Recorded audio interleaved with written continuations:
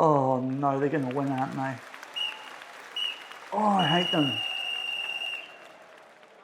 Hey mate, is that right, the XG on the scoreboard? What a win for your Central Coast Mariners. 4 XG. 1-0 over the defending And we've lost 1-0 to a team that had 0.6. Make sure to come Oh, back stuff. for This our guy's next coming. home game. We're doing this on the field. Thanks Come in for here your now. attendance.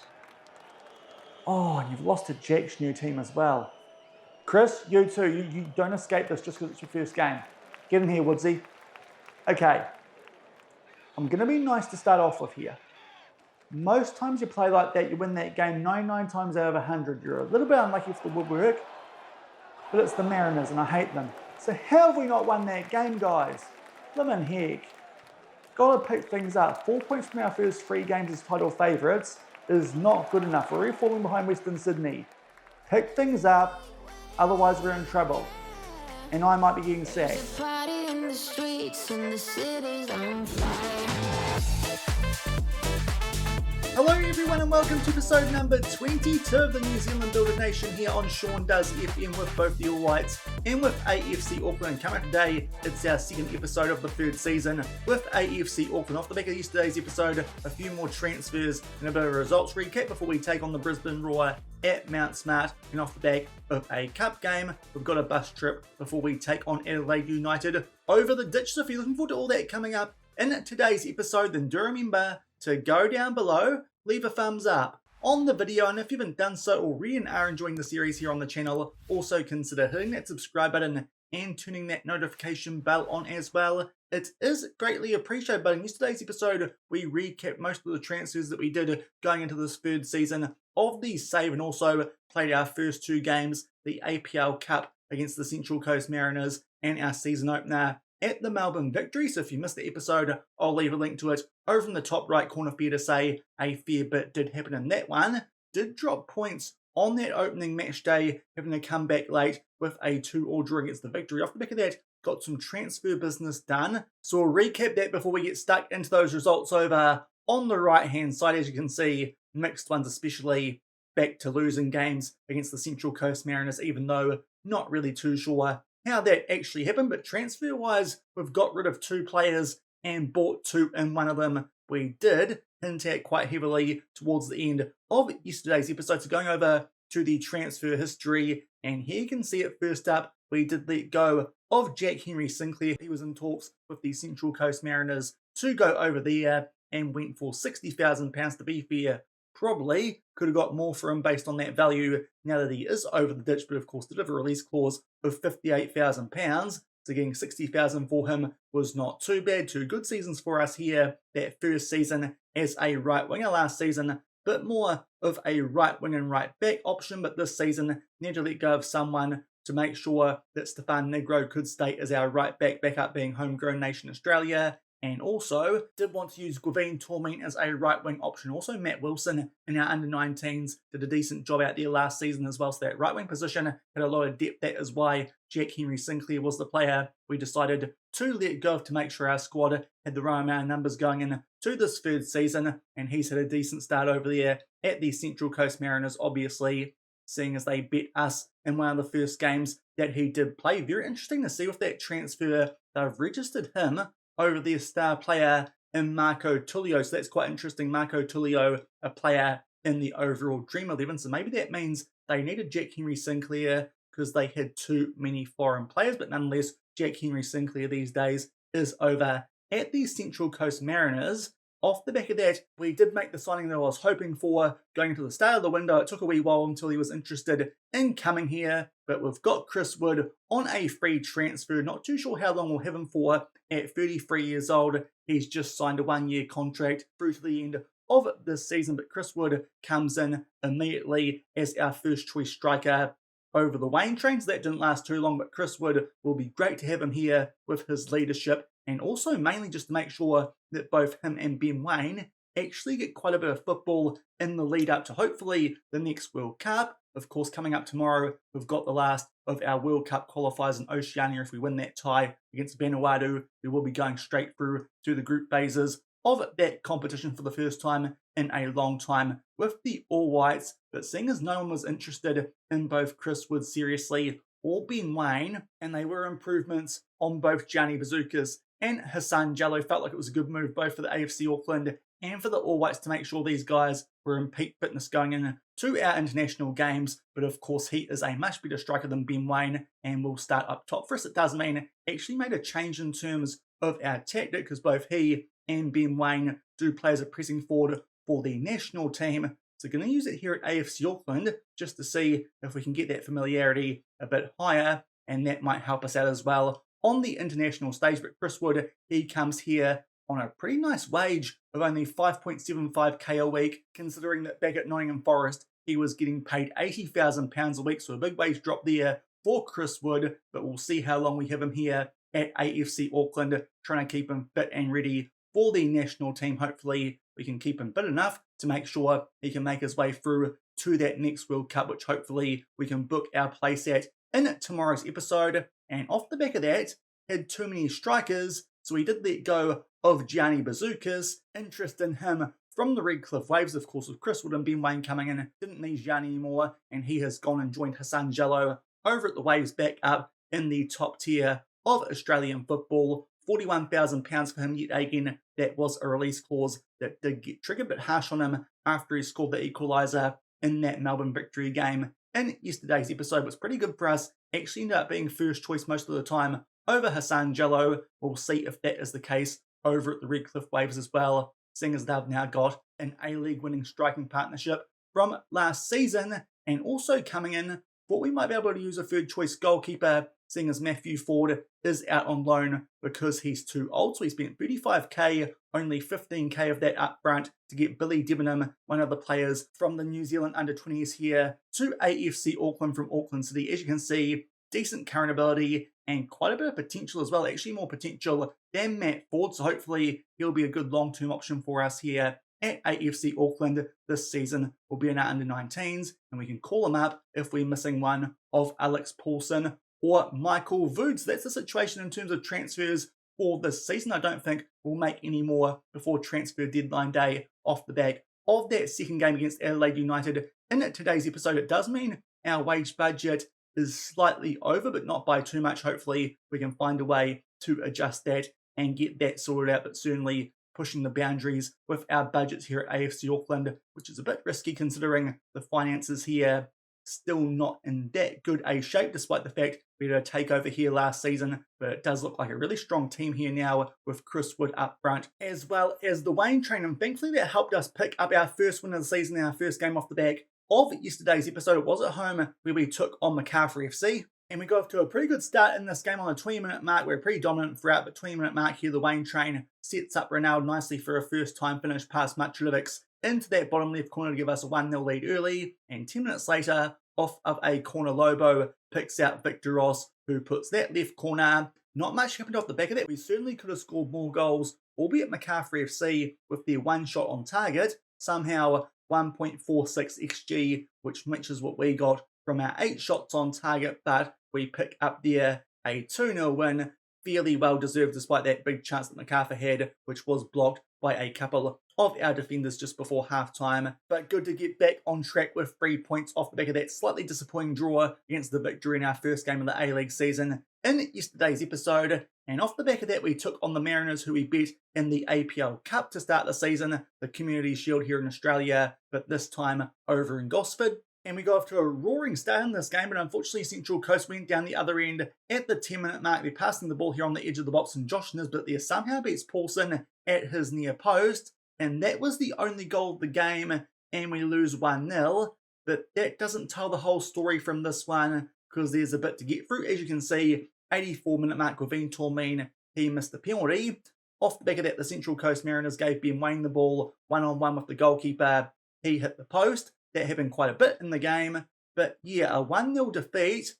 But wait till you get to the match stats, because I'm really not too sure how we didn't win this game, or at least get something from it. Obviously, the goalkeeper had a blinder with a 9.6, but 2 shots on target to 7, 21-4 overall, an XG of 4.06 to 0.77, and somehow we lost that game over in Goss for the Central Coast Mariners in the A-League. Continue to be our bogey team in the safes. That was a very disappointing result, albeit nothing to panic about too much. most games would win with those stats 99 times out of 100, but a bit frustrating that Jack Henry Sinclair, who didn't even play that well, picks up a win over his former clubs. It's been a bit of a mixed start for us here at AFC Auckland to this new season. Also worth noting, Chris Wood wasn't that good in his first hour as an AFC Auckland player, and it does mean that currently we're all the way down in 10th on the A-League table with 4 points from our first 3 games, albeit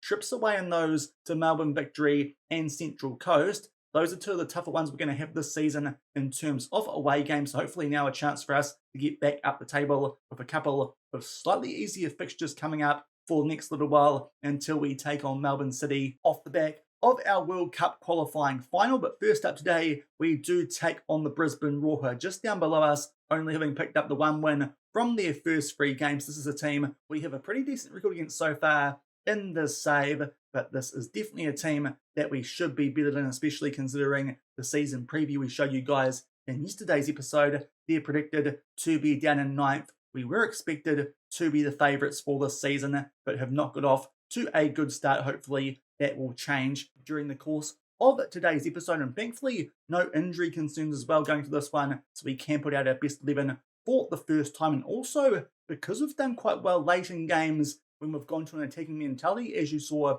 against the Victory late yesterday, and also late on in that Central Coast game, going to try it from the start here in this first game of today's episodes, going attacking with our mentality right from kickoff. Hopefully that means we can get on the front foot early. Now, I think it might work considering how strongly favoured we are to win the league here at AFC Auckland this season. Otherwise, might potentially be time for us to try a different tactical style here, because this team should be doing a lot better than we've done in the first 3 games, at least in terms of points. As I said, obviously a couple of tricky away games in those first couple, but hopefully we get back on track today with the vertical tiki-taka and an attacking mindset, and we'll come back shortly and hopefully pick up a win against the Roar.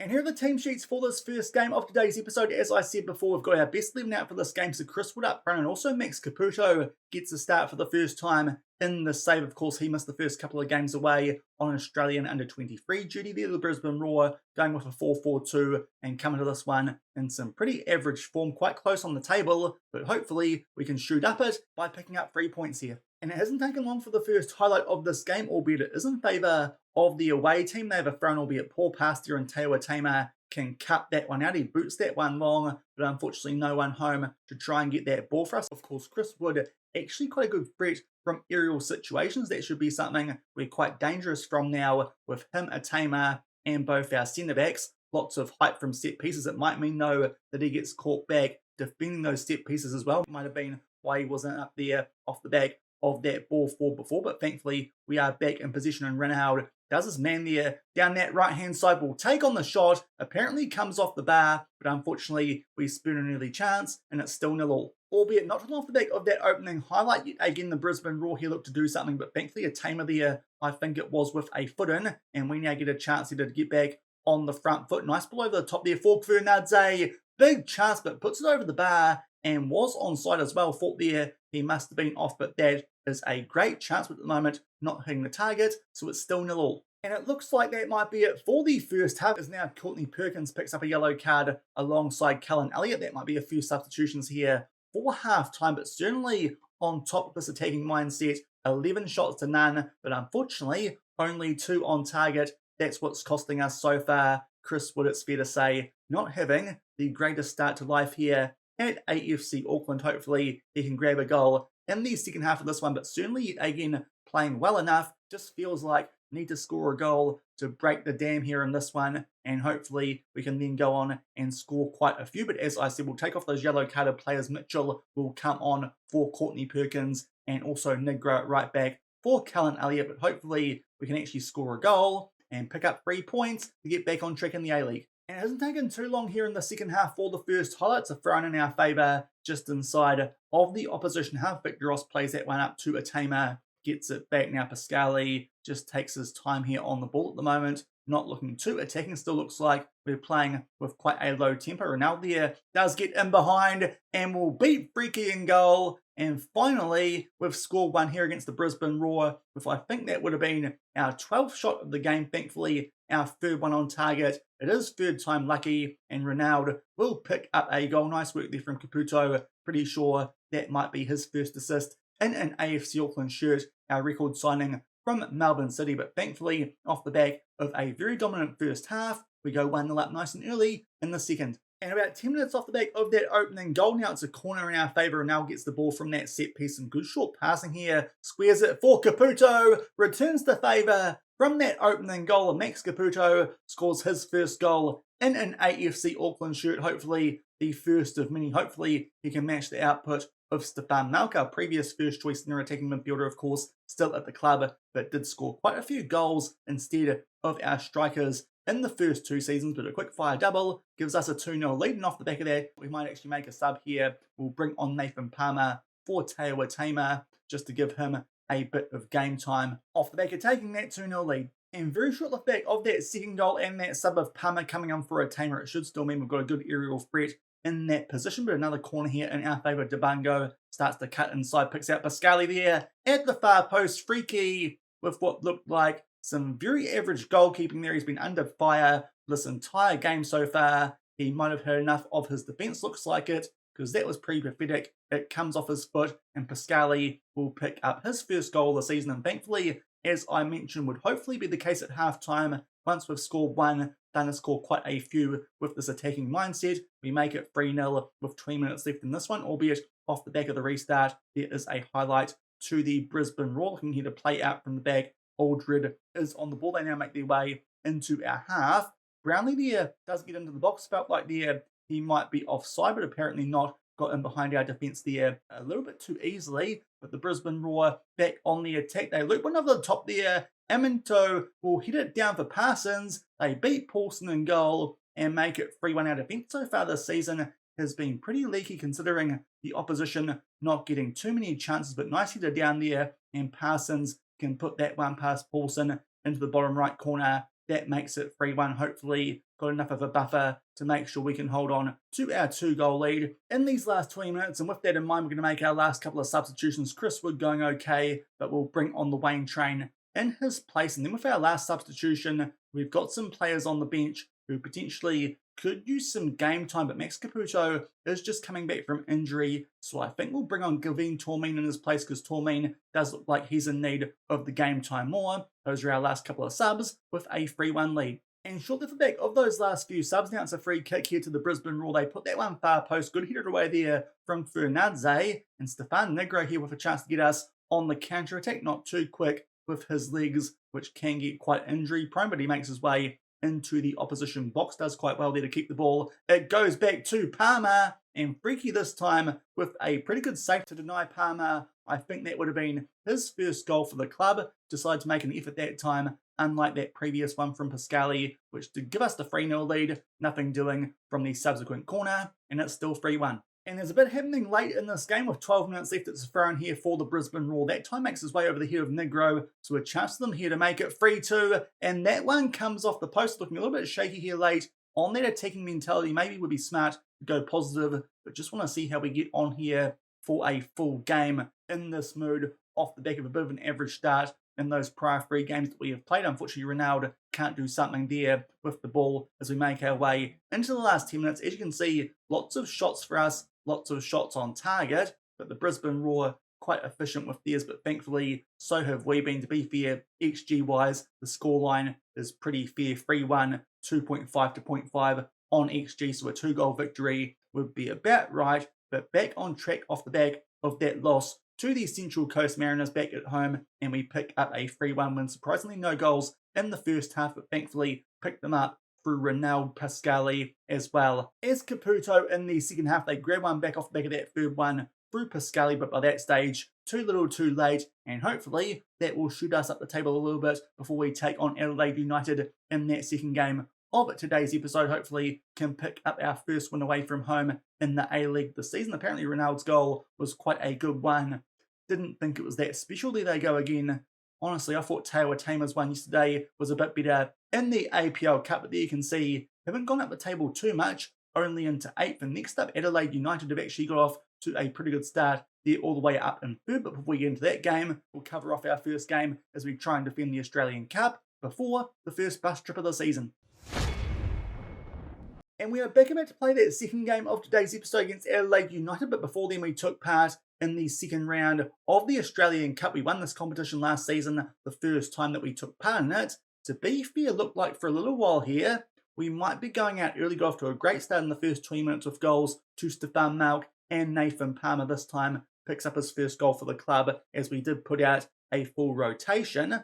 But then things just died down for a bit, and with around about 25 minutes left, we tried to bottle this one. We gave away a penalty, which Brendan Italiano did put away, and not till off the back of that, Paul Zamorino scored from a free kick to make it 2-2, which was a bit dodgy going to the last 10 minutes of the game, but thankfully, off the back of that, we also got a penalty, which Gavin Tormine this time did put away, and then late on, Matthew de Hotman de Villiers, he picked up a goal from left wing in the 88th minute, so a strong finish as well, as a strong start does mean we just do enough to avoid an embarrassing defeat there to Murdoch University Melville in our first game in the Australian Cup. Our backup team doing an okay job, albeit Stefan Negro did struggle at right back, but apart from that, everyone else did put out a decent performance, and we are through the third round, which does look very winnable. We'll show you guys who we're playing in that. It is Moreton City Excelsior, and because we can do the whole buying home rights for that one and make more money, that one will be at Mount Smart. And also, before we do this bus trip, before we take on Adelaide United,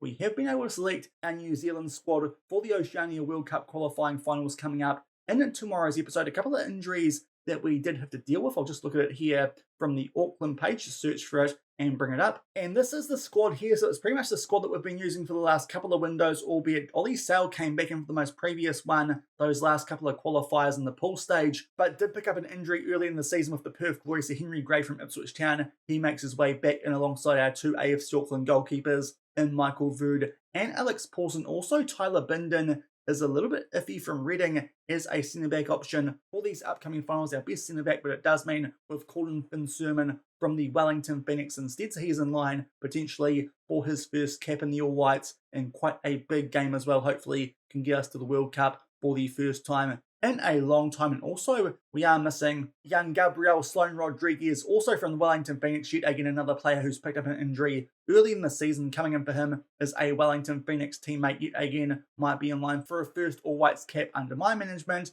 and that is Ben Old. He can be some extra cover in behind Callum McCowart down that left-hand side. But apart from those three, pretty much the team that we've been using for the last couple of windows here. With the All Whites, hopefully they can get the job done in those two legs over Vanuatu. We'll come back at least for that first one in tomorrow's episode, and if we fresh them in that one, we can then come back and take on Melbourne City with AFC Auckland in that second game of tomorrow's episode. But next up for us, it is Adelaide United, who, as you saw before, have actually got off to a really good start to this season in the A-League. So far, they've been a team who have been closer to the relegation zone, so a good start for them this time around. Hopefully we can put an end to that. As you can see, they've picked up a draw against Sydney FC away from home, which is a decent result, and around that they've beaten Brisbane City, Avondale and Western United. So to be fair, haven't taken on too many tough teams apart from Sydney. Hopefully we can put them back in their place here, especially seeing as it looks like they're about to enter the process of a board takeover, so they might get a bit of money coming in shortly, which could make things interesting. But before we take these guys on from Cooper Stadium, it's the first time we've been here on camera, so it's time for a bus trip.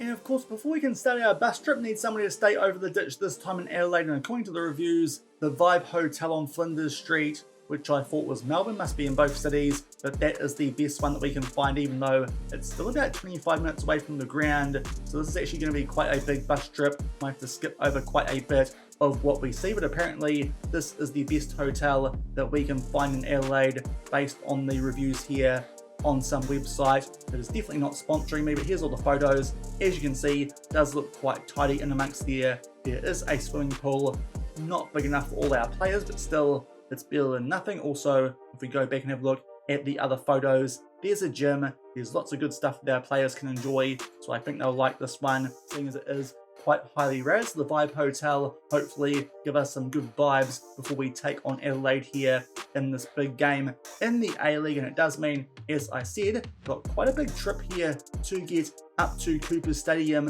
which is in Highmarsh. As I said, it's around about 20 to 25 minutes, and a little bit of a loopy bit there as you go past the River Torrens. Now, to be fair, I can't see anything too interesting on our way to the ground, but we'll see what happens as we make our way on this bus trip and stop in if we spot anything interesting, because as I said, it is quite a long one. Otherwise, it might just be a bit of a stadium tour. And having made our way down Flinders Street and now onto King William Street, the first bit of interest that we can find here on our way to the stadium in Adelaide is the Adelaide Town Hall. Here's what it looks like from the outside. Quite an old style building, but there's the first thing that we've gone past that's actually somewhat interesting, the Town Hall over in Adelaide. And after making our way down the rest of King William Street and also Curry Street, where there wasn't too much apart from a restaurant I also went to when I was in Melbourne. Does look like Adelaide copies quite a bit of stuff from Melbourne, but next up I found a place called Jam Factory.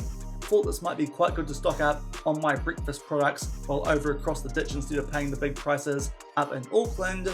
But as it turns out, it's not actually a jam factory, so it's very disappointing. A couple of points down there for Adelaide. And next up on our journey, just past that jam factory, which was very much false advertising, we go across the river and we've got the Victoria Bridge. And also next to the Victoria Bridge, this didn't actually pop up before on the map for our journey today, but the Adelaide Convention Centre, which has got a bit of a funny lean on it, so that's probably some good architectural stuff, and also some building there on the right hand side made of windows and glass. But there's a couple of interesting buildings as we make our way over the Victoria Bridge. And having gone over the bridge, now we make our way down War Memorial Drive, which to be fair does go on for quite a bit. It's quite green next to this road, so not too much going on, but there is a red house, it's called, even though it just looks like a train, but apparently that is the red house. Maybe it's over here on the right hand side, but doesn't look too red from what I can see. But we'll keep making our way towards Cooper Stadium and just making our way down Adam Street, which is before we go onto Manton Road, which is where we actually go into the ground, Cooper Stadium, for today's game. Next up, we've got the Adelaide Entertainment Centre. As you can see,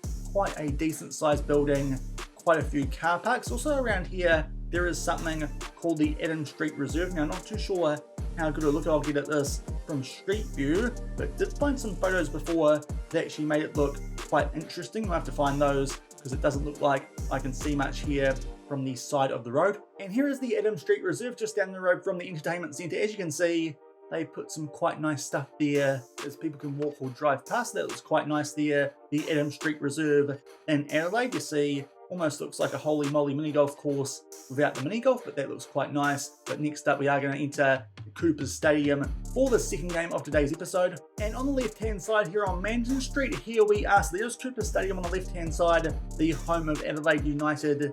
And to be fair, not too sure what else, seeing as Adelaide don't have an NRL team.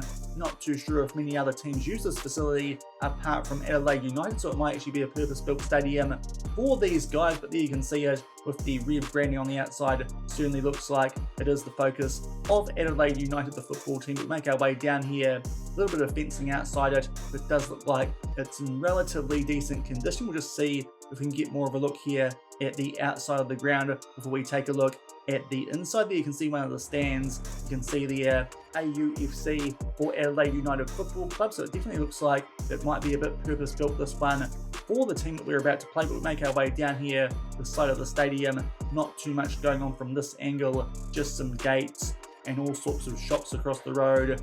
Care apparently quite big in Adelaide. Something you need to do before you go to the football game. We'll just see if there's anything else going on here. Looks like we've got the club shop down here. Indeed, there it is. Monday to Friday, 9 till 5 p.m. Your welcome Adelaide United football merchandise shop. But we'll keep going down here. But I dare say that might be all we see from the outside of Cooper Stadium, albeit if we go down Holden Street, start to see a bit more from this other angle. We go 40 k's an hour, which we probably were going anyway. There's a bit of a car park, doesn't hold too much. That must be all the merchandise people. Yet another couple of entrances. But to be fair, a bit hard to see too much from the outside of the stadium from the angles that we can see here, apart from the stands that we just saw before, albeit now we can see the corporate suite entry. But I think that's the outside of Cooper Stadium done and dusted. Now it's time to get a look at the inside of the ground. And this is the best 360 view I can find of Cooper Stadium. As you can see, lots of Adelaide United fans there, including this guy with a really interesting smiley face.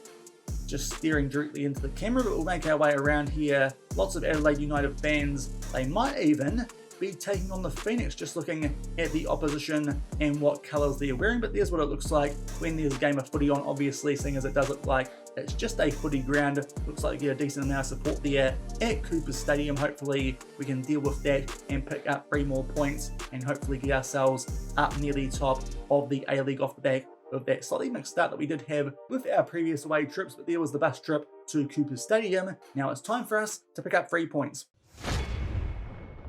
And here are the team sheets for the second game of today's episode at Cooper's Stadium. There are Adelaide United, as you saw before, in very good form, going with quite a defensive 5-2-1-2. We are exactly the same as we were for that first game of today's episode. These guys having been rested, most of them, for that cup game that we did just play. 3 points here, and hopefully we can get ourselves closer to Western Sydney on top of the league. And just shy of the 10-minute mark, first highlight of this game might be in favour of the home team yet again. They have a throw, much like in that previous game that we did play. Interesting back pass there. Ansel has to cover it. We'll just check here who was trying to get that ball. Indeed, it was Fernandez. Thought that was a bit quick for Chris Wood at 33 years old. But Adelaide United do keep the ball, albeit poor pass there, and Victoros can win that one back for us. Now Ronaldo makes his way for Caputo, tries to shoot him between the gap there. Unfortunately, Popovic wins that one back for Adelaide United. They pump it deep, but thankfully Courtney Perkins does win that one in the air. He's actually sitting on a yellow card suspension. One more, and he'll be missing for the next game that we do play. That's quite early to be dealing with one of those, but we're back in position here.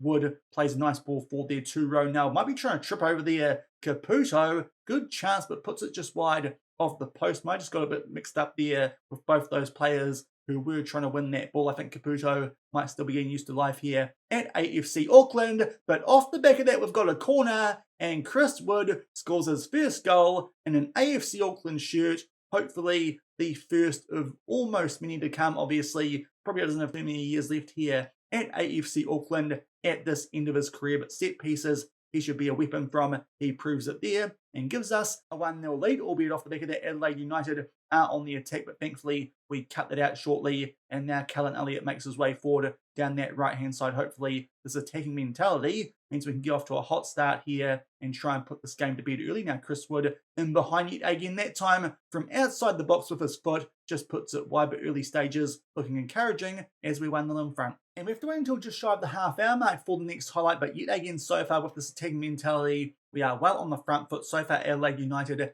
have done nothing in this game, albeit as I say that, Alagic wins that ball, as I think it was Victoros with a slightly misplaced header, and Adelaide here try and get in behind, but yet again for them this time, 2 players trip over each other. We can win the ball, and Caputo with a decent chance here, albeit a bit slow, takes on a shot from long range, but unfortunately that one goes over the bar. Still 1-0 in our favour, but off the back of that, yet another highlight. Adelaide are looking to play out from the back, but poor pass there, and Debungo can win that one for us. Now Fernandez plays a nice ball through to Chris Wood. Surely we'll put that one away. It comes off the post. He was onside as well, but Chris Wood certainly looking a lot more threatening in this game than the previous 2. But at the moment, we're only 1-0 in front. And it looks like that will be it for the first half. Chris Wood with a big influence on that first half, scoring his first goal from a set piece, of corner at the 12-minute mark. Off the back of that, had a few more chances to add to his tally, but 1-0 up. And very similarly to that Brisbane Roar game, the opposition have done absolutely nothing. Quite happy with all the ratings out there, so we'll tell the guys keep on going and hopefully can grab some cushion goals as we look to build on our 1-0 lead. And an early free kick here in the second half to Adelaide United does come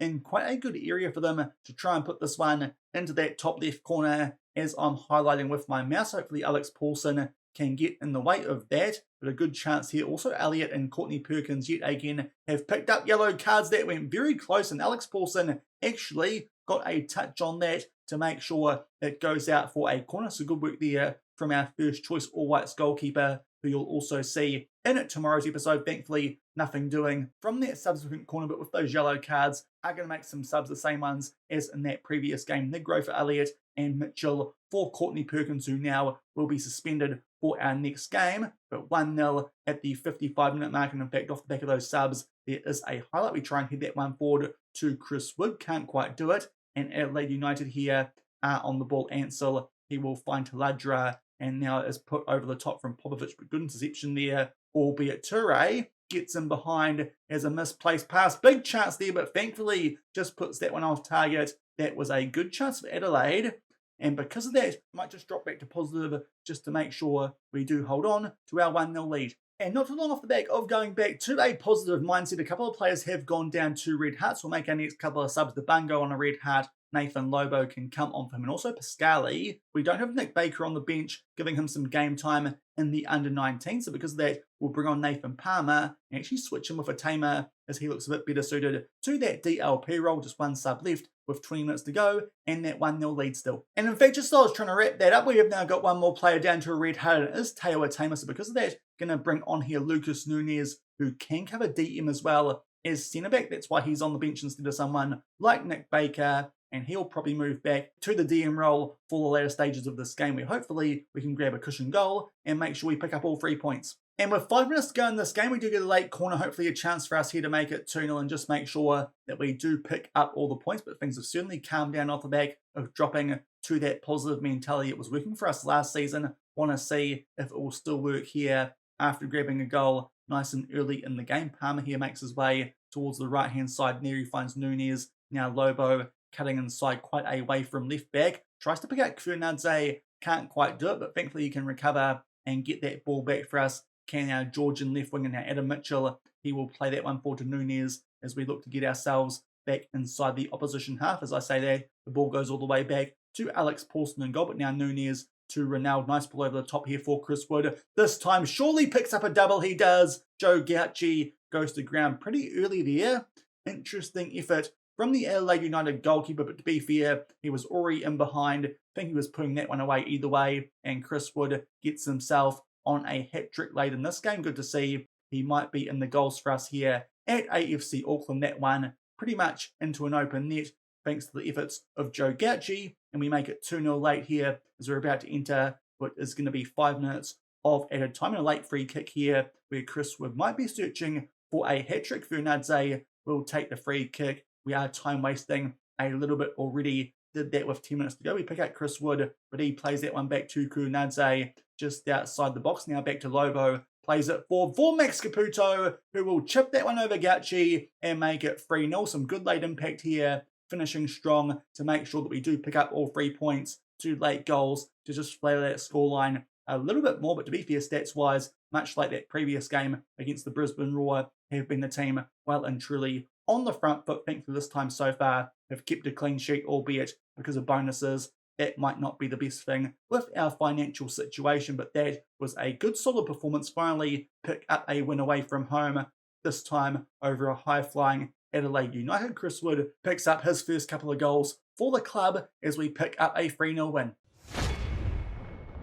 So good wins for us there in both games in today's episode in the A-League, scoring 3 goals in both, starting off with that attacking mentality. There are the stats from that Adelaide United game in case I did cut it off too early, but Chris Wood, for his best performance so far in an AFC Auckland shirt, 2 goals, did have a good chance as well for a hat-trick with some chances in that first half, but that is a good win. Also Max Caputo scoring goals in both games as well, so hopefully he can form a good link-up with both Chris Wood and Ben Waine as well. Ben Waine probably more important for upcoming years of the save. And looking at the table off the back of that match week, we'll go over and have a look at the fixtures and the results. Off the back of our result, Brisbane and Redcliffe, they drew. Before that, Melbourne City beat Western and Brisbane beat Avondale. Avondale struggling early stages this season like was expected by the season preview, but at the moment Brisbane City actually outside of the relegation zone, as are the Redcliffe Waves, who are doing a decent job. Obviously, you'd expect that with some of the players they have signed off us. Also, Macarthur beat Sydney United, Sydney beat Wellington, and Western Sydney,